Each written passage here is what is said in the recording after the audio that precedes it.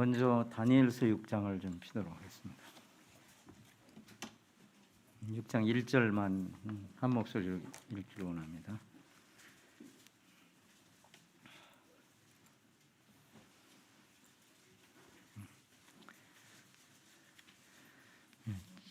다니엘서 6장 1절입니다. 같이 읽겠습니다. 시작.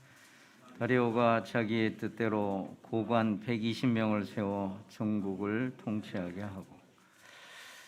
안녕하세요. 한 3, 4년 정도 이렇게 된 것 같습니다. 기린노를 다녀간 지가 그렇게 된 것 같습니다. 벗어도 된다고요? 어디서는 안 된다고 그러고 어디서는 된다 그러고 일관성이 좀 없는 것 같습니다. 어쨌든 벗는 거 좋습니다. 그동안 여러 모든 어려운 환경들이 우리 앞에 있었고 세계를 통일한 그 유일한 것이 바로 우리가 이 시대를 살고 있을 때 이 코로나19입니다. 전쟁도 멈추고 원수들끼리 전쟁하는 것도 멈추고 이거 하나면 다른 이유를 댈 수 없는 그런 시대가 이렇게 온 것 같습니다. 서서히 지구는 점점 더 주님 오실 날이 가까운 쪽으로 가고 있는 것 같아요. 이렇게 풍토병이 지역을 벗어나서 전 세계적인 전염병으로 전염된 경우도 제가 알기로는 인류 역사에 처음인 걸로 알고 있습니다. 그러함에도 불구하고 우리한테는 늘 녹록한 환경이 있었던 적이 없습니다. 기독교 역사 가운데 특별히 교회의 역사 가운데 평탄했던 시대는 별로 없었던 것 같습니다. 동일하게 우리의 삶 속에서 우리의 믿음을 요구하고 하나님의 어떠하심을 우리 안에 나타내는 그런 일들을 항상 이렇게 두셨던 것을 봅니다. 먼저 말씀을 짧게 교제하고 그 다음에 이제 선교 보고를 좀 하도록 하겠습니다. 여기 6장 1절을 읽으신 것은 이 다리오 왕에 대한 얘기입니다. 다리오 왕은 불과 왕을 2년 정도밖에 하지 않았습니다. BC 539년에 왕이 돼서 537년에 왕위를 끝내게 됩니다. 이 당시는 다니엘은 먼저 이름이 벨드사살이라고 하는 이름을 부여받고 불과 있은 지 얼마 안 되는 시기예요. 실제 세 왕을 섬긴 그런 유대인이었어요. 그들을 표할 때 그가 고위 관직에 올랐고 누구도 부러워하지 않은 그런 관직에 올랐지만 그의 앞에 붙은 것은 유다 자손이라고 하는 것을 5장이나 6장을 통해서 볼 수 있습니다. 특별히 이 과정 가운데 하나님께서 우리에게 행하신 그 일들이 어떤 것인가를 이렇게 좀 살펴보기를 원합니다. 먼저 다리오가 왕이 되고 이전에 있던 왕국은 바벨론 왕국이었어요. 바벨론 왕국은 왕권은 강화되었었지만 별로 이렇게 체계가 갖춰지지 않은 그런 나라였어요. 그래서 왕이 이렇게 하면 이렇게 되고 저렇게 하면 저렇게 되는 그런 어떤 왕에 의해서 좌지우지되는 그런 왕이었어요. 결국은 그들에겐 시스템이 없었고 국가로서 이렇게 존재하는 어려움을 겪게 됐어요. 그들은 결국 이제 이 다리오 왕을 통해서 멸망하게 되죠. 그들의 멸망은 아주 순식간에 찾아왔어요. 그동안 역사적으로도 바벨론의 멸망을 찾기가 어려웠었는데 근간에 이렇게 발견된 걸로 제가 알고 있습니다. 어쨌든 그들의 역사 속에서 한 민족이 드러났고 그 중에 한 사람이 드러났습니다. 성경은 특별하게 한 사람을 내세워서 그 사람을 통해서 하나님의 역사하심을 보게 돼요. 그래서 그 사람이 높임을 받지 않는다고 하는 거예요. 물론 다니엘은 5장 25절에 있는 그 말씀을 해석하게 됩니다. 왕이 벨사살 왕이 꾼 꿈을 해석을 해주고 결국 그는 이제 그의 일을 끝내게 됩니다. 그리고 그는 그 일로 인해서 다니엘은 이 나라의 아주 중요한 재상에 오르게 됩니다. 그리고 이제 다른 왕이 들어왔는데도 불구하고 여전히 자기의 권세를 유지하고 있는 것을 보게 돼요. 어떻게 이렇게 가능할까? 어떤 면으로 보면 우리가 그 고대 왕 시대 때는 전 왕조가 있었던 왕들은 그 다음 오면은 거의 죽이거나 귀양을 보내거나 그렇게 하는 게 맞지 않습니까? 근데 다니엘 앞에 붙은 것은 유다 자손이라고 하는 걸 붙었어요. 왜? 우리가 아시다시피 이스라엘은 하나님의 말씀을 어김으로 인해서 바벨론의 70년 포로 기간이 있었습니다. 아마 이때 다니엘의 나이가 약 20세가 안 된 그런 나이에 끌려갔어요. 그리고 이 당시는 거의 다니엘의 나이가 한 75세에서 80세 정도 된 나이였어요. 자, 60년 이상이 찬 해였어요. 이제 머지않아서 그들은 하나님께서 돌아올 것에 대한 예언이 성취되고 있는 그러한 시대를 살던 그런 사람이었어요. 그리고 그 사람 앞에 붙었던 유다 자손이라는 그것은 그럼 뭘 말하는 거냐? 자, 하나님은 약속하시고 한 번도 지키지 않은 적이 없으시다고 하는 거예요. 그리고 이 다리오 왕은 특별히 다니엘을 아주 아꼈던 그런 왕인 것 같습니까? 무엇 때문에 그랬습니까? 바로 이 다리오 왕이 탄생하기까지는 이 다니엘의 해석이 있었기 때문에 그렇습니다. 다니엘의 해석이 없었다면 그는 아마 전면에 드러나기 어려운 그런 사람이었어요. 그래서 그는 어떤 면으로 보면 다니엘의 해석으로 인해서 좀 더 깊게 얘기하면 하나님께서 계획하신 대로 이루어졌기 때문에 그가 그를 계속해서 중용하는 그런 과정들을 보게 됩니다. 그리고 특별히 그 3절에서 보면 다니엘의 마음이 민첩하여 총리들과 고관들의 뛰어남으로 왕이 그를 세워 전국을 다스리게 하고자 한지라. 왜 그 세 총리가 있었는데 불구하고 이 포로로 잡혀왔던 유다 자손이었던 다니엘을 써야만 했을까요? 조금 전에 제가 말씀드렸던 그런 부분들입니다. 바벨론은 갑자기 멸망을 했고 하나님이 그 일을 이루셨어요. 그리고 이제 이 메데 바사 왕국이 일어나는 그런 시점이에요. 거기에 하나님의 약속은 미리 예언적으로 있었습니다.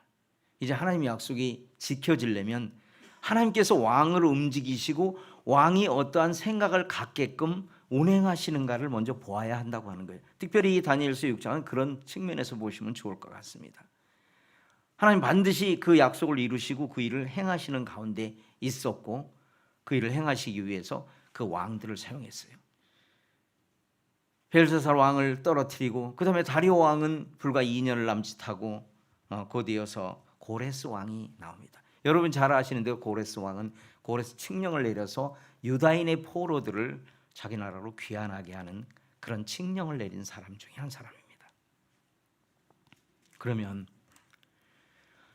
하나님께서 그 하나님의 예언을 성취해 가시기 위해서 유다 사람을 부각시킬 수밖에 없었어요. 그 포로의 그 70년 동안 유다 사람이 부각된 적이 없었는데 거의 끝물에 가서 다니엘을 들어서 그 나라 총리를 삼게 하시고 이 6장에 보면 오히려 다른 총리들은 이제 다 떨어져 나가고 오로지 다니엘만이 남는 이런 사건이 생겨났어요. 이것은 뭘 말하는 건가요? 하나님께서 다니엘을 통해서 하나님의 말씀을 이루고자 하신다고 하는 거예요.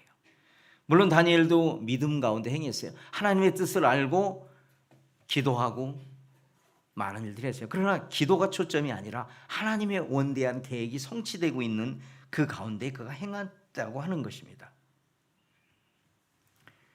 그는 모함을 받았고 그 모함으로 인해서 이제 죽게 됐어요. 이 메데 왕국, 바사 왕국은 이 바벨론이 시스템이 없어서 멸망한 걸 알고 시스템을 구축하기로 원했어요. 그래서 왕이 명령하고 사인한 것, 요즘으로 말하면 사인인데 그 당시는 이제 인장을 친 그 일은 왕조차도 바꿀 수가 없었어요. 그것은 우리가 에스라서에서도 나타나는 부분들입니다. 그래서 그들은 이 하나님께서는 그 세 명의 총리가 다 있으면 이스라엘의 포로를 귀환시켜주고 풀어준다고 했으면 분명히 반대할 걸 아셨어요. 그러기에 다니엘을 더 어려움 가운데 두셨다고 하는 거예요. 다니엘이 만약에 그 어려운 가운 상황이 되지 않았다면 그는 회복되기 여러 총리가 갑론을박을 했을 것입니다. 그래서 고레스 칙령이 내려지기가 어려웠을 거예요. 하나님은 그 총리를 제거하는 방법을 그들의 시기, 그리고 뭐 시간이 없어서 자세히 살펴보지는 않겠습니다만은 그들의 율법에서 근거를 찾는다라고 5절에서 말하고 있어요. 여기에는 다니엘의 기도가 중요한 역할을 하지만 다니엘의 기도 때문에 그렇게 된 것이 아니라고 하는 거예요. 그래서 이제 메대 바사의 칙령, 메대 바사의 법률은, 칙령이 아니라 법률은 이제 다니엘을 죽게 하는 과정까지. 다니엘이 죽으면 하나님의 역사가 끝날 수 있는 것을 하나님은 아셨어요. 그렇지만 하나님은 그렇게 하셨어요. 여기서 우리가 배울 수 있는 것은 우리에게 닥친 이 어려움들이 그 어려움으로 해서 우리를 더 낭만케 하고 어렵게 한다는 것이 아니라고 하는 거예요. 이미 하나님께서는 그 사자의 입을 다물게 하셨어요. 이것은 뒷부분에 나옵니다. 하나님의 계획은 다니엘과 다니엘의 친구들이 들어간다 할지라도 사자가 그것을 물을 수 없게끔 만들어놨어요. 이후에 다니엘을 모함하려고 했던 사람이 들어갔을 땐 바로 죽였어요. 이 뭘 말하는 것입니까? 하나님의 뜻이 그 가운데 있다고 하는 거예요. 이제 금령은 내려졌고 다니엘이 이렇게 기도하는데 문을 열어 젖히고 했습니다. 뭐 보라고 한 것입니다. 뭐 큰 의미는 없습니다. 왜? 그 일을 통해서 다니엘은 하나님의 역사가 이어질 수 있다고 하는 것을 아마 알 수 있었던 거예요. 왜냐하면 거기에 보면 3번씩 무릎 꿇고 기도하고 그의 하나님께 감사하였더라. 어떻게 감사할 일이에요? 지금 법에 의하면 자기가 다른 신에게 경배하고 그 메대 바사의 왕이 아닌 다른 신에게 경배했을 때 바로 사자굴에 던져진다고 하는 걸 알고 있음에도 불구하고 감사할 수 있는 그 마음이 있었어요. 그에게는 하나님을 향한 확신이 있었어요. 얼마나 놀라운 하나님께서 연출을 하신 겁니까? 다니엘은 그저 거기에 히어로로서, 주인공으로서 그 일을 묵묵히 감당했던 그런 상황들입니다. 22절에 보면 나의 하나님이 이미 그의 천사를 보내어 사자의 입을 봉하셨으므로 사자들이 나를 상해하지 못하였사오니 이는 나의 무죄함이 그의 앞에 명백함이오며 또 왕이여 나는 왕에게도 해를 끼치지 아니하였나이다 하지라. 만약에 그들이 모함했을 때 왕을 모함할 때 그가 저는 왕을 해칠 마음이 없습니다 이렇게 말했으면 그 변호는 먹히지 않았을 거예요. 그러나 이 과정을 통해서 이제 모든 사람의 입을 막아버렸어요. 아까 제가 코로나가 막았다고 했죠. 모든 사람의 입을 막고 이제 다니엘의 말 속에 힘을 실어주고 하나님의 역사가 있어요. 이미 이 메대 바사 왕국에는요 하나님께서 역사하심이 어느 정도 이 5장을 통해서 역사했어요. 바벨론의 멸망으로 인해서. 그래서 이 메대 바사는 이방 땅이고 바사는 지금 오늘날 페르시아 이란을 얘기합니다. 그러했음에도 불구하고 그들에게는 하나님이 있었다고 하는 거예요. 우리가 니느웨를 통해서도 볼 수 있다고 하는 것이에요. 자기가 해함을 받을 줄 알면서도 하나님의 계획이 어떠한지를 알았기에 그는 그의 역할을 묵묵히 감당했던 것입니다. 그리고 이제 다음 왕이 이스라엘을 귀환하게 하는 그 하나님의 약속을 지키게 하기 위한 이 전조 작업을 하나님께서 다 하셨다고 하는 걸 보게 돼요. 이 하나님의 뜻은 포로로부터 출발해서 그들이 귀환하는 그것뿐만 아니라 그 가운데 역사했던 걸 봅니다. 다른 그곳에서 보면은요, 그 당시 이스라엘이 망했을 때 포로를 이쪽 바벨론에서만 끌고 간 것이 아닙니다. 일부분들은 이집트로 끌고 갔어요. 근데 하나님이 왜 바벨론으로 끌고 간 사람들은 쓰시고 이집트 사람으로 끌려간 사람들은 거의 기록이 나오질 않습니다. 그들은 여러 대에 거쳐서 이미 하나님을 잊어버릴 수밖에 없었는데도 불구하고 그들은 어떤 일을 했냐면 그 바벨론 강가에서 그 시온을 생각하며 그들이 울었다고 하는 그런 부분들을 봅니다. 다시 말해서 그들은 비록 자기들이 하나님의 말씀을 거부함으로 비록 포로로 끌려갔지만 그들의 마음 중심 속에는 하나님이 여전히 계셨고 여전히 그 제사라든가 이런 것들을 알게 됐어요. 벨사살 왕은 하나님의 성전 그릇으로 자기의 향음을 즐기는 데 사용을 했던 왕입니다. 마땅히 죽어야만 했던 그런 사람이었어요. 그러나 이제 바사 왕국의 고레스는 그렇게 하지 않았어요. 성전을 재건할 것에 대해서. 그래서 이 벨사살 왕이 오늘날 굉장히 그 유명한 그런 왕이 됐어요. 저는 여기서 생각을 해봅니다. 오늘날 우리가 겪고 있는 이 어려움들이 정말 다니엘보다 어려운 어려움을 겪고 유대인들이 그 당시 포로에 잡혀간 사람보다 어려운 환경입니까? 그렇지 않습니다. 이 게임은 사실 그리스도인이 가는 그 일은 하나님께서 이미 다 준비해 놓고 계신다고 하는 거예요. 문제는 우리가 그 안에 들어갈 거냐 말 거냐 하는 거예요. 하나님 계획을 수정하시지 않아요. 특별히 우리 기도로 약간의 수정을 하시지만 큰 틀에 하나님의 경륜을 바꾸시지 않을 거예요. 머지않아서 주님은 오십니다. 정말 너무나 가깝다고 하는 걸 우리가 느끼잖아요. 우리의 생과 사는 우리에게 있는 것이 아닙니다. 다니엘이 기도를 잘해서 다니엘이 하나님의 말씀을 잘 따라서 그렇지 않습니다. 하나님의 은혜를 그에게 내려주시다가 하나님이 그에게 그 가운데 없다고 한다면 우리의 계획은 아무 필요가 없는 것이에요. 그렇다면 우리가 이 시대를, 이 어려운 시대를 살 때 우리가 가야 할 길이 뭐냐? 점점 제가 와서 보면서 제가 2월 13일 날 들어왔는데 불과 2개월 남짓한 그 세월을 보면서 그 안에 내포된 많은 것들에 대해서는 복음을 전하지 못하게 만드는 요소들이 당연히 받아지는, 이제 크리스찬이들이 누구에게 가서 전도해야 하는 일을 막으려고 하는 그 움직임들이 보이고 있다고 하는 거예요. 물론 제가 그 방역 원칙을 준수하지 말자 이걸 막 뚫고 나가자 그런 의미는 아닙니다. 그걸 지키는 가운데서도 우리 얼마든지 할 수 있는 게 있어요. 자, 지금 4명 아래니까 3명은 할 수 있잖아요. 우리가 4명 아래 어렵네 이걸 안 하는 것보다는 3명은 할 수 있잖아요. 4명까지는 할 수 있잖아요. 그럼 4명 할 수 있잖아요. 그 결과에 어쩌면 코로나가 우리를 기다릴 수도 있을 것입니다. 하나님의 뜻은 우리가 걸리든 아니든 하나님의 뜻을 이루어 나가신다고 하는 거예요. 그렇다면 이제 우리의 인생 얼마 남았습니까? 모릅니다. 아무도. 저도 얼마나 남았는지 모릅니다. 그렇지만 이제 남은 인생의 삶이 어떠한 곳을 향해서 가야 하는가? 물론 우리의 역할은 다 다를 것입니다. 하나님께서 왕의 마음을 움직여서 하나님의 뜻을 이루셨던 것은 오늘날에도 동일하게 하시길 원하신다고 하는 거죠. 정말로 이 고레스가 하나님의 어떠한 분이심을 인식하고 하나님을 통해서 그 일들이 이루어진다고 하는 것들을 우리가 보았습니다. 이제 우리의 책무입니다. 우리의 책무는 무엇입니까? 우리가 어디에 있든지 하나님을 나타내 보이는 통로의 역할을 우리가 해야 한다고 하는 거예요. 하나님이 이 역사의 주인으로서 나타내 보이신 이유가 바로 하나님을 어떻게 믿지 않는 사람에게 보여줄 것인가 하는 거죠.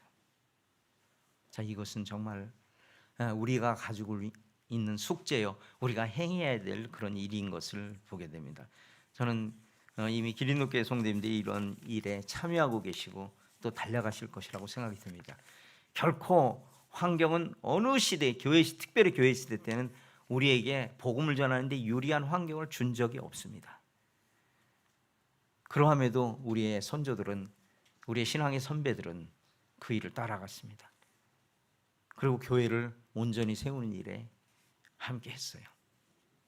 이제 우리들이 가야 할 길이 바로 그 길임을 다시 한번 생각해 보게 됩니다. 제가 있는 곳이 대략 이 정도 된다고 하는 걸 지금 말씀을 좀 드리겠습니다. 그 태국의 그 동북부 지역에 위치하고 있고 약 300만 정도의 인구가 있는 곳입니다. 태국에서 4번째로 이렇게 큰 도시고 지금 그 도시를 중심으로 그 인도발 또 영국발 그 바이러스가 확산되고 있습니다. 제가 들어올 때 컨켄 내에는 12명의 코로나 환자가 있었습니다. 지금 400명에 육박하는 그 코로나 환자를 했고 이미 국립병원이 3개 병동이 문을 닫았어요. 의사와 간호사들이 이렇게 저기가 돼서 그래서 아주 강력한 조치를 지금 취하고 있어요. 저도 이제 들어갈 때가 딱 그 6일 날 들어가면은 딱 이렇게 좋았었는데 제가 날짜를 13일로 잡고 왔습니다. 그래서 13일로 잡고 왔는데 격리 기간도 좀 늘어나고 그렇습니다. 이번에 이제 올 때 생각해 보니까 이 격리하는 기간이 결코 우리에게도 넉넉하지만 세상 사람들에게 넉넉하지가 않더라고요. 근데 가서는 이제 또 16일 정도를 또 격리를 해야 됩니다.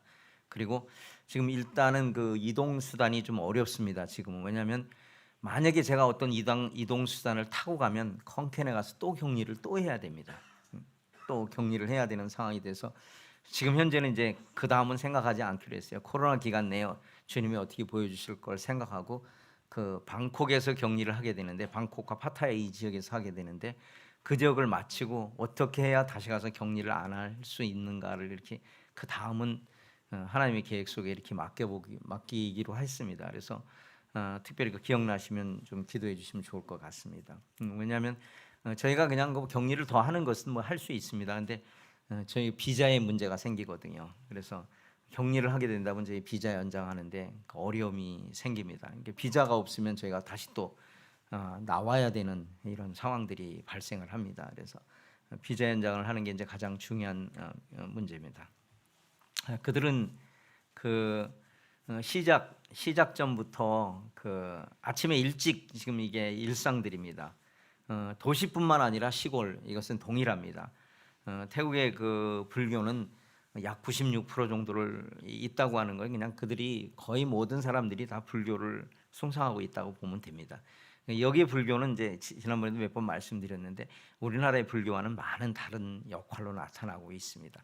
이들은 어떤 면에서 볼 때는 그 신앙이 아니라 생활과 어떤 문화의 한 단면으로 하는 거예요. 뭐 쉽게 얘기하면 아침 먹는 거, 뭐 아침 안 먹는 분들이 많아서 그 좀 이해가 될는가 모르겠습니다. 점심은 다 드실 거예요 아마. 점심을 먹는 거는 우리가 안 먹을 수 없잖아요. 그것과 똑같은 거예요. 이들에게 불교라고 하는 거는 점심을 먹느냐 안 먹느냐 이것이지 내가 오늘 가서 어디 가서 앉아 절에 가서 앉아서 불공을 드리냐 이런 개념이 아닙니다. 그런 개념이 아니고 그들의 생활 깊숙이 이미 박혀 있고 이미 학교 같은 데서도 불교 행사로 시작을 하고 그렇게 공립학교에서 그렇게 합니다. 사립학교가 아닌. 그래서 모든 사람들이 그 불교라고 하는 것을 이렇게 보게 돼. 우리가 이제 알고 있는 우리 쪽 불교와 그쪽 불교의 가장 큰 다른 점은 신격화됐느냐 안 했느냐 이 점이 좀 차이가 있습니다. 그래서 또 거기다가 신격화까지 돼 있어서 굉장히 존경받고 굉장히 그 아무것도 안 해도 이렇게 편안하게 이렇게 살 수 있는 삶이에요. 그래서 어떤 농담하시는 분들이 종교를 가지려면 불교를 갖고 태국에서 섬기면 가장 편안한 삶을 이렇게 산다 이렇게 얘기하는 분들도 있어요. 태국은 그뿐만 아니라 이제 불교 선교사를 외국으로 보내는 그런 나라입니다. 그래서 현재 불교가 거기서 발생됐지는 않았지만 실제로 불교의 종주국 역할을 하는 그런 나라이기도 합니다. 그래서 저희가 주일학교나 이런 것들을 아이들을 이렇게 복음을 전해보지만 뭐 일주일에 한 번 내지 두 번으로 가서 어떤 해결할 길이 없어서 제가 오랫동안 이제 기숙사를 같이 해서 그들이 뼛속까지 불교면 우리는 뼛속까지 성경을 하면 되겠다 이런 아이디어를 얻게 됐어요. 그래서 저희가 아이들을 같이 생활하고 이렇게 하면서 이들과 하루 종일은 아닙니다만 학교 가는 시간을 빼놓고는 이제 성경과 관련된 그걸 하기 위해서 저희가 기숙사 두란노의 기숙사 사역을 함께 하고 있습니다. 그래서 우리 아이들은 5시에 일어납니다. 5시에 일어나 가지고 씻고 뭐하고 준비하고 5시 50분에 저희가 이제 약속한 장소가 있어요. 예배당이 될 때도 있고 그 예배당이 아닐 때도 있습니다. 뭐 1층에서 모이거나 식당에서도 이렇게 모이는 여러 가지 경우예요. 그래서 이 아이들이 매일 해야 하는 그 의무적인 사항이 뭐냐면 성경 한 장을 읽고 나눌 수 있도록 준비를 해와야 합니다. 그걸 기록해야 되고 그다음에 하루에 한 장씩 필사를 합니다. 성경 한 장을. 그리고 하루에 요절을 3개씩 외워요. 자, 그러면 1년이면 한 천 몇백 개 정도의 요절이 애들이 외워요. 물론 뭐다 기억하는 것 같지는 않습니다. 그렇게 하고서 하루를 그 아침 시간에 6시부터 7시까지 그 일을 합니다. 그래서 7시 끝나면 이제 밥 먹고 학교에 갑니다. 그리고 4시에 학교가 끝납니다. 4시에 끝나고 오면 이제 숙제 좀 하고 그다음에 내일 써야 될 그것들을 또 쓰기 시작을 하고 또 외워야 될 것 이런 것들을 다 해요. 처음에는 아이들이 무척 힘들어했어요. 근데 이것이 몇 년 돼 보니까 지금 벌써 아이들이 읽고 나누는 한 장씩 나눴던 것이 성경을 한 바퀴 다 돌았어요. 다 돌고 지금 다시 신약 성경. 그러니까 사복음서가 전체 서신서하고 사복음서하고 양이 비슷하거든요. 근데 지금 세 번째 복음서까지 가고 있어요. 예. 처음에는 그 애들이 외우는 게 무슨 큰 적이 하지 않을까 근데 어렸을 때 하니까 요새 그 메모리 양이 몇 기가 그러잖아요. 근데 이 젊은 어린 아이들의 그 용량은 무제한인 것 같아요. 노 리밋인 것 같아요. 그렇게 해주면 어쨌든 이제 아이들이 하더라고요. 그래서 이제 제가 좀 거기서는 이제 무서운 할아버지가 돼 있어요. 어쩔 수 없이 이거 안 하면 체크하고 막 이렇게 하다 보니까. 근데 처음에는 힘들다고 하더니 요새는 어쨌든 그 양을 조금 줄이려고 막 애들이 이렇게 저긴 하긴 하는데 꾸준히 따라와줬고 지금 했습니다. 그래서 저희 아이들이 그런 그 자기네들 그것만 하는 게 아니라 또 방학 때나 이런 때는 또 함께 나가서 실제 전도도 하고 전도 지역에 가서 같이 그 일을 함께 하고 있습니다. 어쩌면 보면 그 예수님과 제자들이 같이 움직이는 같이 먹고 자고 움직이는 그런 건데 저희는 예수님보다는 좀 편한 데 있는 것 같아요. 이렇게 좀 죄송스럽긴 합니다. 현대화된 건물에 있기 때문에 주님은 그렇지 않으셨죠. 그렇지만 어쨌든 아이들이 그런 환경 속에서 왔어요. 그 아이들에게 그런 얘기를 합니다. 너희들이 가장 불쌍하고 힘든 환경에서 왔지만 너희들이 가장 좋은 것을 지금 취하고 있고 그런 방향으로 가고 있다고 그런 얘기들을 지금 하고 있습니다. 우리 아이들이 아주 어렸을 때 와서 뭐 크게 이게 자랑할 만한 일은 아닌데 우리 아이들이 지금 5명이 남았는데 웬만하면은 우리 아이들이 상장을 많이 받아와요. 그리고 특별히 이제 우리 아이들 학교에서 저기 그 한국 센터에서 그분들은 이제 잘 이름을 몰라요. 두란노가 태국말은 이제 티라나스라고 하거든요. 티라낫 이러는데 그 거기서 온 아이들은 이렇게 보장한다고 아이들이 말도 잘 듣고 순종적이고 이렇게 한다고 하고 있어요. 이게 사실 요즘에 뭐 시도해 볼 만한 일이라고 저는 생각을 하고 저희는 시도하고 있습니다. 저희는 아이들에게 휴대폰을 허용하지 않습니다. 단 컴퓨터는 이제 숙제를 해야 되기 때문에 하는데 처음에는 아이들이 힘들어하고 이제 몰래 이렇게 한 경우도 있었는데 핸드폰 싹 압수하고 했더니 애들이 오히려 그 글씨 쓰는 것도 좋아지고 이렇게 공부도 하는 시간들이 좀 늘어나고 이런 부분들을 좀 보게 돼요. 그래서 한국에서는 아마 그거 안 한다 그러면 무슨 우리가 구석기 시대 때 사느냐고 얘기할 수 있을 거예요 아이들이. 근데 시간을 아마 절제하는 건 아마 가능할 거라고 생각이 듭니다. 근데 저는 이제 가급적이면 아예 그렇게 한번 하는 것도 좋은 방법이다 하는 그런 생각을 갖게 됩니다. 그래서 저희들이 아이들이 이제 방학 때 이 아이들이 나중에 이제 태국에서 복음을 전하고 또 일꾼으로 자라기를 하는 그런 마음이 있어요. 그래서 국경 지역이라든가 뭐 멀리 한 700~800km도 떨어져서 여행도 같이 가고 여행 중에 전도도 하고 이런 그 코스를 지금 1년에 한 번씩 하고 있어요. 근데 올해도 코로나 중에도 했습니다. 올해 했나요? 올해 했습니다. 올해 코로나 중에 해서 여기 뭐 태국도 워터파크 같은 것도 있어요. 지금 후진국도요. 누리려면 얼마든지 누릴 수 있는 그런 나라들이 돼보려고 하고 있어요. 점점 더. 어쨌든 그런 걸 통해서 아이들이 여러 가지를 배우고 이렇게 함께하는 그런 시간들입니다. 저희 교회 성도님들입니다. 예전에 이제 몇 년 동안 방문 못 하셨던 분들은 성도님들이 좀 많이 늘은 걸 이렇게 생각하실 것 같습니다. 어쨌든 코로나 기간 동안에 한 2가정 정도를 이렇게 더해 주셨고 구도자들도 이렇게 좀 보내주고 이렇게 하고 있습니다. 그다음에 이제 아이들이 특별히 커가면서 이렇게 구원 간증도 또 하고 이런 부분들을 보고 있습니다. 이거는 이제 그 나누어서 가정별로 이렇게 했는데 하다 보니까 저희 사진은 빼버렸네요. 저희 이제 예배당에서 이제 드리고 있는 그런 장면들입니다. 그래서 이제 예배와 이 말씀을 이렇게 그 매주일에 걸쳐서 지금 행하고 있고 지금 코로나가 심각해져서 아마 오늘쯤부터 온라인으로 아마 국가에서 전환을 하라고 하는 것 같습니다. 그래서 오늘 했는지 안 했는지 제가 아직 확인을 못 해봤는데 그렇게 하려고 지금 준비 중에 있는 것 같습니다. 어쨌든 정상적인 예배가 될 수 있도록 기도해 주시면 감사하겠습니다. 이제 주일학교를 했었는데 지금 코로나 관계로 저희가 이제 주일학교를 잠시 그 외부에서 데려오는 거를 중단했어요. 그래서 성도들 자녀와 가까이 있는 오는 아이들은 저희가 이렇게 받아서 하고 있는데 저희가 이제 주로 아이들을 데려오는 지역이 테파라카거든요. 그 지역인데 빈민촌이에요.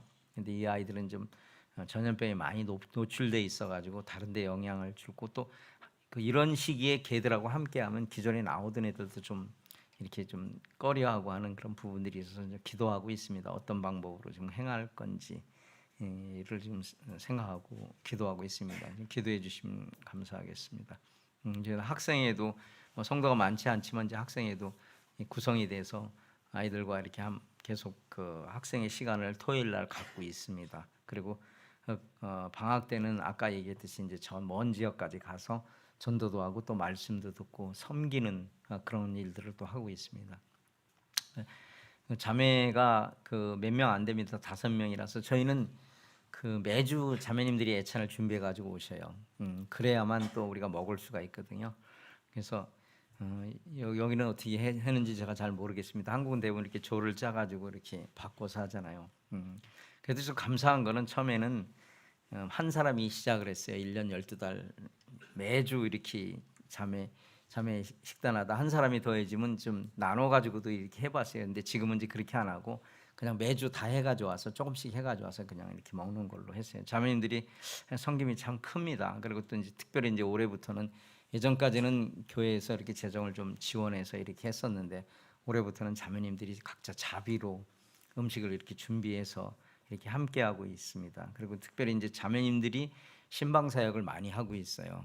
왜냐하면 여자분들이 많아가지고 어떤 경우는 이제 우리나라하고 좀 그 구조가 좀 달라서 남자들이 불쑥 찾아가서 이렇게 복음을 여자분들에게 전하기가 어려워요. 한국도 물론 어렵습니다만은 태국은 특별히 더 그런 부분이 있는데 자매님들이 주일날 오후 집회까지 끝나고 이렇게 나누어서 계속 그 잘 안 나오시거나 좀 연약한 그런 분들을 이렇게 신방하면서 이렇게 격려하고 이런 시간들을 갖고 있습니다. 그리고 거기에 이제 한국 식당을 하는 그 이명신 형제님이 있습니다. 그래서 재작년에 그 가정이 이렇게 많이 주님께 변화를 받았어요. 몇 년 전에 제가 알기로 그 정읍 금붕에서 하는 통독 캠프에 자매님이 참석하고 좀 마음이 많이 변하셨던 것 같아요. 그리고 그 후에 바로 변하지는 않았는데 그 후에 변하시면서 본인들이 지금까지 30여 년 주님을 믿고 살아오면서도 자신을 위해서 살아왔다 이렇게 고백을 하시면서 본인들이 마음을 돌이키셨어요. 그래서 이제 그 식당을 하시는데 직원들을 여러 명 채용해서 거기서 복음을 전하게 이제 한 7, 8년 만에 이런 일들이 여기서 매주 화요일 날 형제 기도회가 끝난 다음에 그곳에서 이렇게 복음을 3명의 형제가 돌아가면서 이렇게 전하고 있습니다. 지속되이 지금 하고 있고 좀 코로나 중에도 계속 했습니다. 어쨌든 이 일들이 계속되지고 또 그분들이 예수님을 믿을 수 있는 데까지 이르기를 기도해 주시면 고마울 것 같습니다. 이건 야외 집회 이렇게 저희도 나갔고 야외 집회 갔다 와서 식사하는 그 자매들이 있어요. 그리고 또 저희가 이제 축구도 굉장히 오래 해왔는데 이것도 별 효과가 없었어요. 근데 우리가 그만둘까 고민하다가 이제 올해 한 형제님의 제안으로 그만두는 건 아니다. 효과가 없더라도 지속적으로 하자. 그래서 그 방법 중에 하나가 이제 저희가 교회에서 장학금을 주는 걸로 결정을 했습니다. 그래서 아이들이 이제 장학금을 주면 그 부모들도 오잖아요. 그래서 부모들하고도 관계를 맺고 아이들이 교회에 나오는 걸 부모들한테 직접 장학금을 주면서 허락을 좀 받으려고 하고 있습니다. 그래서 자체적으로 이렇게 준비해서 지금 행하려고 있는데 이제 어디까지 진행되는지 제가 나와서 정확히 모르겠습니다. 그리고 저희가 이제 매년 또 여러 성경 세미나를 통해서 태국뿐만 아니라 태국의 이산뿐만 아니라 이 라오스 지역까지 영향을 좀 이렇게 주고 있습니다. 저희가 처음에 그런 계획을 갖고 갔던 것은 아니었어요. 물론 여러 가지 면에서 기도는 하고 있었습니다만 큰 계획은 없었어요. 근데 라오스가 그 이산 지역과 언어가 같은 언어를 씁니다. 같은 민족이고 우리와 북한이 동일 민족이고 언어가 같은 것처럼 그렇습니다. 그래서 본토에는 사실 1,000만밖에 안 없고 땅도 사실은 비슷비슷해요. 본토에 있는 인구가 1,000만. 그다음에 그 땅덩어리 면적과 이산의 면적. 근데 이산은 인구가 한 2,300만 되거든요. 그래서 이제 라오스 민족이 대략 현재 이제 한 3,500에서 4,000만 정도가 있어요. 근데 이들이 동일한 언어를 사용하고 있어요. 물론 저희가 그 사투리를 잘 하지는 못합니다. 근데 이 세미나를 하는데 두 개 언어로 해야 될 필요가 없어요. 왜냐하면 이분들은 이제 태국어를 거의 다 알아듣습니다. 그래서 이 성경 세미나를 통해서 그분들도 이렇게 함께하는 그런 시간들을 갖고 있어요. 그러면서 이제 코로나 오기 전에 저희가 엠마오를 시작을 했거든요. 아까 이제 엠마오 말씀하셨는데 아마 지금까지 제일 마지막으로 엠마오가 시작된 나라예요. 지금 아까 140여국의 가장 마지막 시작한 게 라오스 엠마오 사역입니다. 그런데 엠마오 사역은 통신 강좌인데 저희는 이제 통신 강좌를 할 수가 없어요. 왜냐하면 공산주의이기 때문에. 그래서 저희들이 이제 복사기로 그걸 복사해서 이 프린트물을 만들어서 이렇게 운송하고 있는 그런 실정입니다. 근데 지금 사람이 너무 많아서 한 500여 명 이상이 이렇게 나와가지고 굉장히 지금 그걸 감당하기가 어려울 정도로 지금 있습니다. 그래서 지금 여러 가지 방법을 고안하고 있어요. 그리고 또 1차적으로 그 500여 명이 하는 것을 이렇게 들고 가면요, 공안에 경찰에 이렇게 걸릴 확률이 또 많이 있습니다. 그래서 지금 이제 어떻게 할지는 이제 이번에 들어가서 다시 한번 살펴보고 어떤 방법으로 이렇게 해야 될 것인가를 생각합니다. 이 부분은 이제 나중에 한 번 더 설명을 드리겠습니다. 그리고 저희가 이제 매주가 아니고 1년에 5째 주일이 있는 날이 3번인가 4번 정도 있습니다. 그때는 저희가 이제 두란노 주변에 사람들에게 초청을 해서 식사를 하고 있습니다. 그래서 저희가 한 식사를 한 4, 5년 정도 하면은 그때 이제 복음 전할 수 있는 길들이 열릴 것 같아요. 태국 사람들이 이렇게 빨리 이렇게 문을 여는 사람들이 아니거든요. 이제 그 이유는 제가 이따 다시 한번 설명을 드릴게요. 어쨌든 뭐 복음 안전하고 먹으러 오라니까 오긴 오더라고요. 오긴 오더라고요. 그다음에 이제 특별히 이제 저희가 그 준비하는 것을 이렇게 모양 까우리 이러거든요. 이제 한국 바베큐다 이 말이에요. 쉽게 얘기하면. 근데 한국에는 없는 거예요. 근데 이름만 그렇게 붙였어요. 그러면 사람들이 많이 와요. 한국인으로서 자부심을 가지시면 될 것 같습니다. 그래서 지금 주변에 있는 분들을 이렇게 초청해서 조금씩 움직여가고 있습니다. 왜냐하면 태국 사람들은 사실 그 우리가 안에 있는 울타리에 들어만 와도 자기 종교를 배신했다고 믿고 있는 사람들이에요. 그래서 저희도 이제 서서히 이렇게 그 말 표현이 맞는지 모르겠습니다만은 가랑비에 옷 젖는다고 젖는지도 모르게 이렇게 계속 이렇게 해나가야 되는, 또 인내하고 기다려야 되는 시간들이 필요한 것 같습니다. 그리고 이제 제가 크게 이제 이제 아주 원거리라고 말을 했는데 실제 하나는 한 250km, 또 하나는 이쪽 반대편으로 하나는 북쪽으로 250km 맨 왼쪽에 있는 사진입니다. 3명 나와 있는 거. 그다음에 여러 명이 앉아 있는 것도 약 200km 떨어져 있습니다. 그다음에 이 밑에 코코넛 나무 있죠. 코코넛 나무 있는 것은 한 600km 떨어진 곳이에요. 그래서 성도들이 거기 삽니다. 또 한 형제가 세상 결혼함으로써 이제 모임을 떠났어요. 그 전에 왔다 가신 분들은 아마 아실 거예요. 진다 형제라고.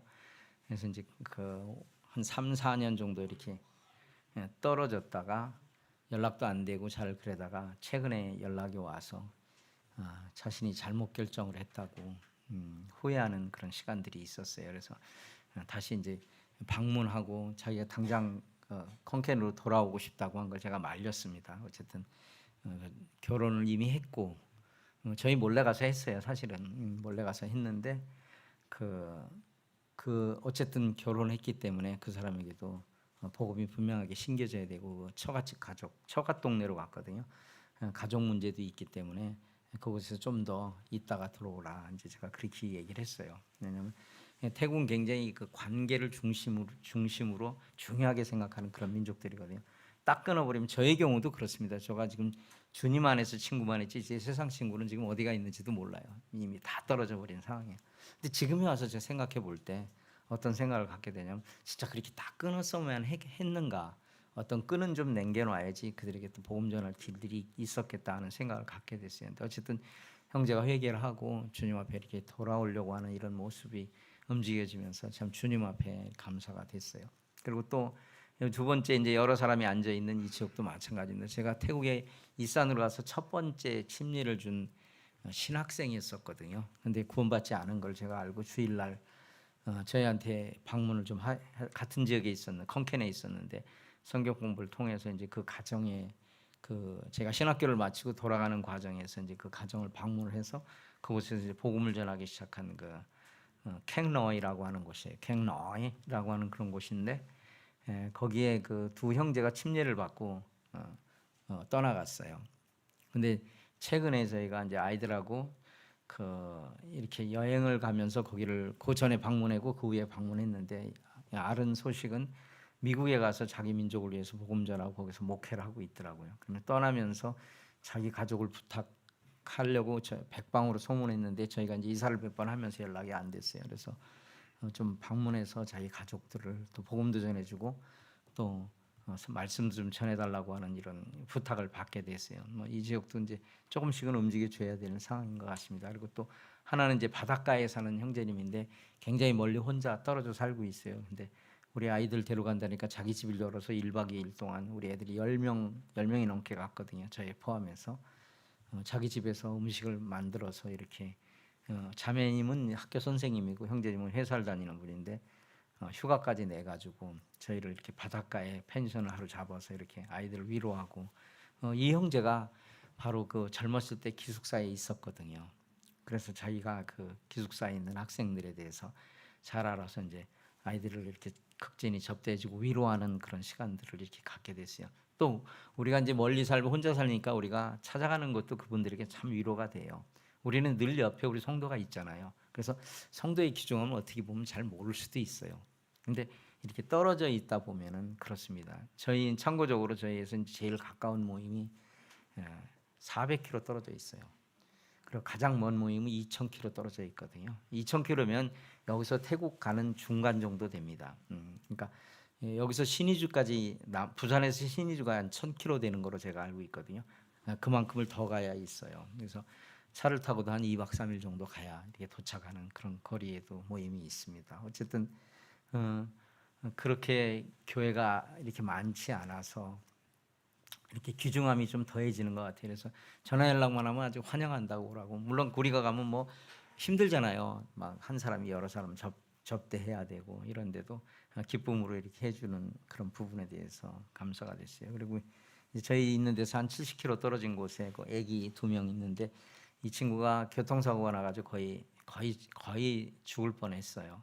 저희가 이제 그 한 성도가 그 자기 사촌 여동생이라고 그래서 이제 사촌 여동생의 남편이죠.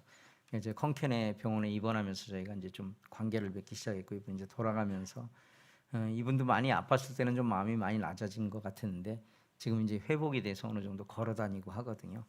그러니까 조금 마음이 이제 좀 달라진 것 같은 그런 생각이 들어요. 그래서 어쨌든 태국은 이제 평균적으로 우리가 복음을 전하는 단계까지 기다리는 시간을 보통 평균 6년 이상을 잡고 있어요.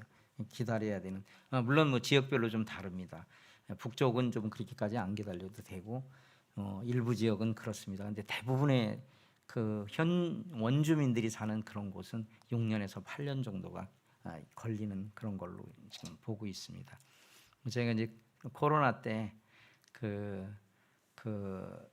시작을 이제 적게 했는데 저희가 그 NGO를 만들면서 그 많은 거를 이렇게 듣게 됐는데 우리가 사회 활동을 전혀 안 하는 것도 문제가 되더라고요.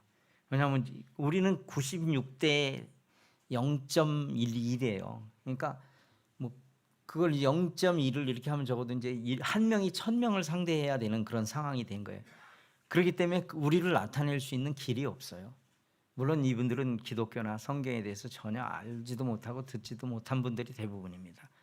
그래서 이제 우리를 나타내는 어떤 그런 관계 속에서 이번 코로나 때 저희들이 그 선물을 다는 더 하고 싶은 마음은 있었는데 다 부족해서 이제 다 못하고 저희가 이제 저희 면에 있는 약 2,500가구에 한 집에 하나씩 선물을 돌리고 전도지를 다 돌렸어요. 그래서 우리 아이들과 또 성도님들 휴가 내고 막 이렇게 해서 또 믿지 않는 사람까지 와서 이렇게 도와줬어요. 그 일에 대해서. 특별히 이제 그 렉 교수라고 하는 분이 있는데 경찰학교 교수님인데 이분은 사실 그 믿지만 않지 성도들보다 더 아름다운 삶을 사는 그런 사람이 아주 선한 분이에요. 근데 이런 일이 있으면 그냥 환영하고 좋다고 제가 여기 와 있는데도 막 말씀으로 저를 위로해 줘요. 전혀 믿는 분이 아니거든요. 성경을 보기는 하는 분인데 이분은 이제 지위도 높고 굉장히 그런 분인데 자기 때는 이제 선한 것을 한다고 생각하고 아마 그러는 것 같습니다. 그리고 조금은 아는 것 같아요. 복음을 조금 전하려면 이렇게 반응이 좋지 않은 부분들이 있거든요. 어쨌든 이분도 제가 8, 9년 이상 사귀어 왔기 때문에 제가 한 1, 2년 이내에 기도하면서 하루 잡아서 복음을 전해야 되는 그런 분이긴 합니다. 기억나시면 기도해 주시면 좋을 것 같아요. 그래서 성도들이 이걸 하면서 힘이 많이 됐어요. 전도를 받는 사람에게도 도움이 되지만 전도하는 자에게 사실 축복이 더 큽니다. 그래서 아이들은 이제 못 모르고 한 부분도 있고 성도들도 저희가 이제 제가 태국말을 사용하고 이산말을 많이 모르기 때문에 태국말로 전도를 많이 하지만 이 사람들은 또 자기네 언어로 해주기를 원하는 게 많아요. 그래서 이번에 이제 더해진 두 형제가 그쪽 지역 사람이거든요. 그쪽 지역 말로 사투리로 이걸 하니까 이 사람들이 좀 더 잘 듣고 하는 부분들이 있습니다. 어쨌든 인내하고 기다릴 때 주님께서 그 동역자들을 이렇게 붙여주시는 것 같아요. 그래서 성도들을 이렇게 계란 이번에 이제 성도들도 그렇고 구도자들을 이제 저녁에 밤늦게까지 10시 11시까지 아이들이 학교 다니면서도 계란 선물 포장하고 뭐 이렇게 해서 줄 때 아이들에게도 참 기쁨이 있었고 또 이제 최근부터는 이제 성도들이 성도를 접대하는 이런 것들을 이분들은 이제 그런 게 별로 없거든요. 근데 이제 한 형제 가정이 이렇게 저희를 불러서 이제 식사를 했는데 이제 그때 그렇게 말씀을 드렸어요. 우리를 초청하지 말고 믿지 않는 분이나 다른 성도를 좀 더 초청해서 식사를 하면 좋겠다. 이제 그분들이 하는 의도는 참 아름답습니다. 그렇지만 그렇게 해서 이제 좀 더 이 범위를 좀 확대했으면 좋겠다는 그런 생각이 있습니다. 이건 이제 그 저희 와 보신 분 알지만 이제 그 저희 도란스 센터 주차장입니다. 제가 나중에 사실은 저는 이제 에어컨 있고 이런 시원한 데서 말씀을 들으면 더 좋겠다 이런 생각을 해서 그런 데 했는데 이 사람들이 안 들어오려고 그래요. 그 나중에 한 것은 이 사람들이 이런 그 예배당 안에 들어오는 것만도 자기 민족을 배신한다고 하는 그런 생각을 갖고 있어요. 그러면 우리가 그럼 다 찾아가지 못하니까 제가 그 우리 주차장에다가 의자를 놓고 거기다가 이걸 만들어 가지고 그냥 했어요. 그랬더니 사람들이 또 와가지고 이렇게 했었는데 특별히 이제 이번부터는 선물도 그동안은 이제 교회에서 아니면 뭐 저희가 하거나 또 다른 분들이 하거나 이렇게 일부 이제 개인적인 부분들을 많이 됐었거든요. 근데 올해부터는 성도님들이 선물도 다 준비해가지고 각자 몇 명 예상하고 내가 몇 명분 감당하고 이렇게 해서 이렇게 해가는 모습을 보게 돼요. 그래서 작년부터 올 초부터는 제가 행정적인 문제를 이제 많이 그 형제님들한테 이양을 했습니다. 형제님들이 이렇게 해나갈 수 있는 건데 이제 부족한 부분은 이제 물어오기는 합니다. 그러나 이제 부족하더라도 그분들이 또 언젠가는 또 저는 이제 선교사고 외국인이거든요. 그래서 이제 형제님들이 해야 되기 때문에 그렇게 해나가는 그 모습이 참 좋은 것 같습니다. 그리고 또 크리스마스를 통해서 저희에게 그 학교에 복음을 전할 수 있는 길들이 열려 있어요. 이때 이제 아마 마지막 팀으로 우리 고영재가 다녀갔죠. 고영재가 다녀갔는데 이때 가장 많이 이렇게 우리가 복음을 전할 수가 있어요. 태국의 그 일반 공립학교에서 다 불교 아닌 다른 종교 가서 행사를 할 수 있는 경우가 없어요. 크리스찬 학교를 제외하면. 크리스찬 학교는 아주 적습니다. 한 도에 하나 정도 있을까 말까 해요. 없는 데가 많고. 근데 여기 일반 학교인데 저희가 NGO를 만들고 나서 저희들이 공문을 공식적으로 보내면 이분들은 물론 생색을 내려고 하고 있습니다. 그러나 저희는 저희 일을 해야 하기 때문에 또 이 복음을 그들에게 전할 수 있는 길들이 열렸어요. 그래서 뭐 우리가 볼 때 이렇게 그 별거 아닌 것 같아도 거기 가면 우리 한국 청년들 보면은 막 소리 지르고 그래요. 그런 정도로 제가 이 자리에서 내기는 좀 어렵긴 합니다만 어쨌든 그런 일들을 하고 또 그런 걸 통해서 그 복음을 연결할 수 있는 길들이 있어요. 이제 올해는 이제 저희 그 컨켄 교회만 통해서 이렇게 하게 됐습니다. 이제 거의 다 끝났습니다. 그리고 이제 저희가 한글을 통해서 그 대학생들에게도 이렇게 좀 복음을 전하고 있거든요. 저희 아내가 이제 한국어를 이렇게 그 공부를 좀 하게 됐고 그 공부를 통해서 이 대학생들에게도 전할 수 있는 길들이 열렸어요. 근데 이번에 학교에서 저희가 복음 전한다는 이유로 학교에서 이렇게 좀 저희를 밀어내려고 하는 그런 과정들이 있었어요. 근데 그냥 물러날까 말까 이렇게 했는데 주님께서 다시 더 좋은 기회를 주셨어요. 아까 다니엘에게 새로운 하나님의 뜻을 나타내기 위해서 그런 어려움을 한 것처럼 우리를 쫓아내려고 했는데 이제 가봐야 알겠습니다만은 쫓아내질 못했어요. 그리고 우리가 오히려 복음을 전할 수 있는 길을 보장받는 그런 상황이 있었어요. 그래서 이제 물론 이제 그분들이 저희가 이제 가면 학교 가서 막 차를 대놓고 아이들을 공부 끝난 다음에 이제 한국 음식도 해서 먹여가지고 복음을 전하고 있거든요. 그랬더니 이제 학교에서 제발 좀 차는 가져와서 하지 말고 애들 스스로 오게 되면 우리가 반대를 안 하겠다고. 이것만 해도 사실 큰 양보를 받은 셈이거든요. 그건 뭐 다른 방법으로 지혜롭게 할 수 있는 부분도 있고요. 그래서 어쨌든 이번에 이제 돌아가게 된 비자가 연장이 잘 돼서 이 일을 통해서 또 복음을 전할 수 있는 길들이 있습니다. 또 학교에 가서 한국어를 더 가르칠 수 있는 이런 부분들이 있어요. 그래서 특별히 이제 젊은 사람들이 가면 더 좋아요. 이제 제가 같은 할아버지가 가도 이렇게 시골 가면은 막 제 손을 잡으려고 그러거든요. 근데 젊은 사람들이 가면 더 효과가 있을 거예요. 그래서 그 젊은 사람들이 이렇게 한국어를 공부하고 가르치고 지금도 이제 한 자매가 24살 먹은 자매가 와서 한국어를 전공도 안 했는데 지금 저희 아내 대신에 학교에서 가르치고 있어요. 이 코로나 때 단기 선교 1년을 들어왔거든요. 참 자매가 귀한 마음을 먹었어요. 자금이 좀 부족하니까 자매가 자기 방을 빼가지고 왔더라고요. 자기 방을 빼가지고 와서 지금 현재 지금 5개월째 있습니다. 그러니까 코로나가 가장 극심할 때 이렇게 들어왔습니다. 어쨌든 이런 마음들을 갖고 하게 될 때 주님께서 많은 것들을 도와주시는 것 같아요. 그리고 저희가 그 태국에서 한국에 와 있는 태국인이 약 20만입니다. 합법적인 체류가 약 8만, 불법 체류자가 12만, 20만 정도가 있어요. 근데 8만 정도는 합법 체류자들은 그 한국의 산업인력공단을 통해서 들어옵니다. 근데 이번에 저희가 그 토픽이라고 그래가지고 한국어 능력 시험입니다. 거기에 저희 아내와 저 그리고 한국 형제님 2분 해가지고 4명이 감독관을 갔었어요. 그래서 거기서 한국산업인력공단으로 해가지고 제가 해보지도 않던 감투를 썼어요. 여기 감독위원이라고 돼 있죠. 그래서 제가 사람들을 감독하고 그 중에 합격한 사람들을 이렇게 전화번호를 따가지고 지금은 당장 아니더라도 3, 4년 후에 그들이 돌아오거든요. 그래서 그 전화번호를 다 받고 이렇게 그 SNS가 있는데 우리는 카카오톡을 쓰는데 거기는 라인을 쓰거든요 주로.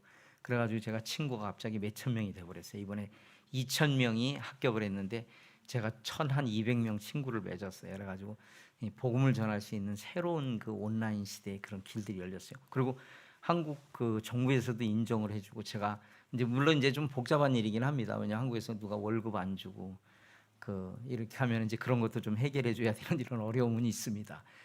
그래서 이제 어떻게 될지는 모르지만 좀 더 저희가 이제 이산에 약 23개도가 되는데 저희가 한 10군데 정도 지금 한 군데, 2군데 정도밖에 그 모임하고 관계된 데가 없거든요.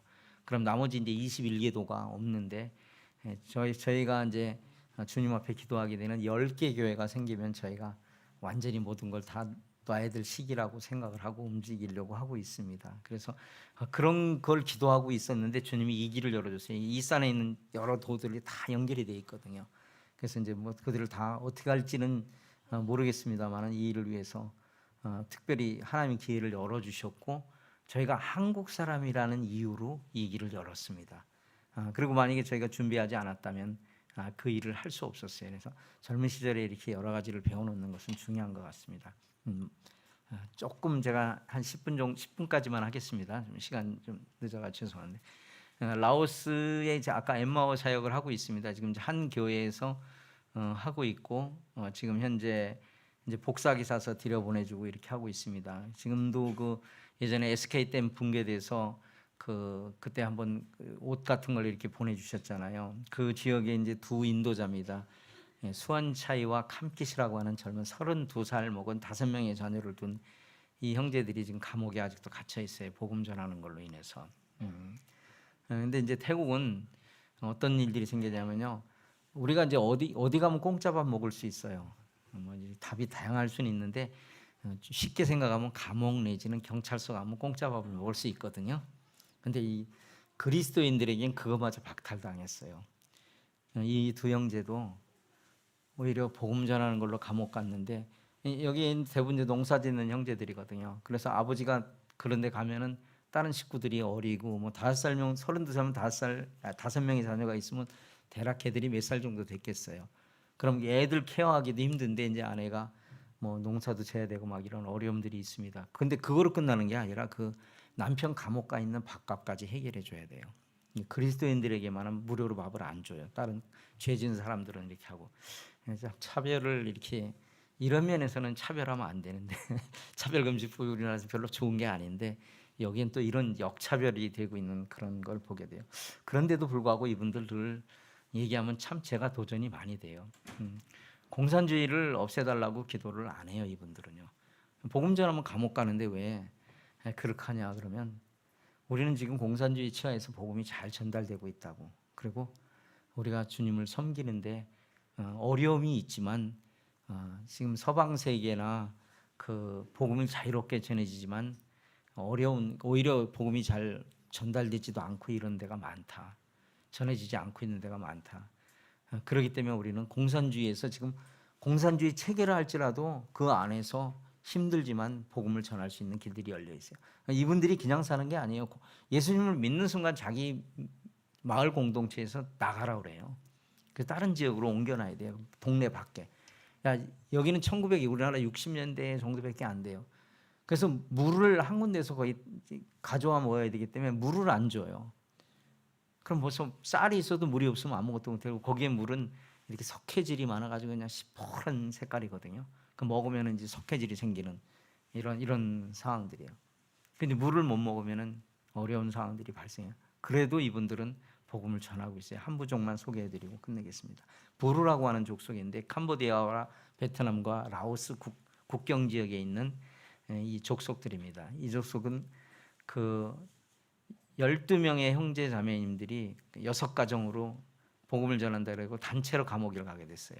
그래서 정부가 이 사람들 한 군데 보내니까 맨날 또 모여가지고 주님 찬양하고 복음 전한다고 감옥을 나가 2년 반 살고 나와서 6군데로 나눠서 보냈어요. 2년 후에 그곳에 6개 교회가 생겨났어요. 하나님이 하시는 방법은 우리가 생각하는 방법과 많이 다른 것들을 이렇게 좀 보게 돼요. 그래서 저는 이제 사도 바울이 이야기한 그 말 사도행전 20장이 있는데 제가 읽겠습니다. 그냥 쉬운 버전으로 제가 읽을게요. 그러나 내가 나의 달려갈 길을 다 달리고 주 예수께 받은 사명 곧 하나님의 은혜의 복음을 증언하는 일을 다하기만 하면 나는 내 목숨이 조금도 아깝지 않습니다. 쉬운 버전으로 제가 읽어드렸습니다. 이 말씀이 성도인과 저의 삶이 되기를 바랍니다. 그리고 그곳에 굳건한 신약교회가 세워져서 하나님의 영광을 높이는 그런 삶이 되길 바랍니다. 감사합니다.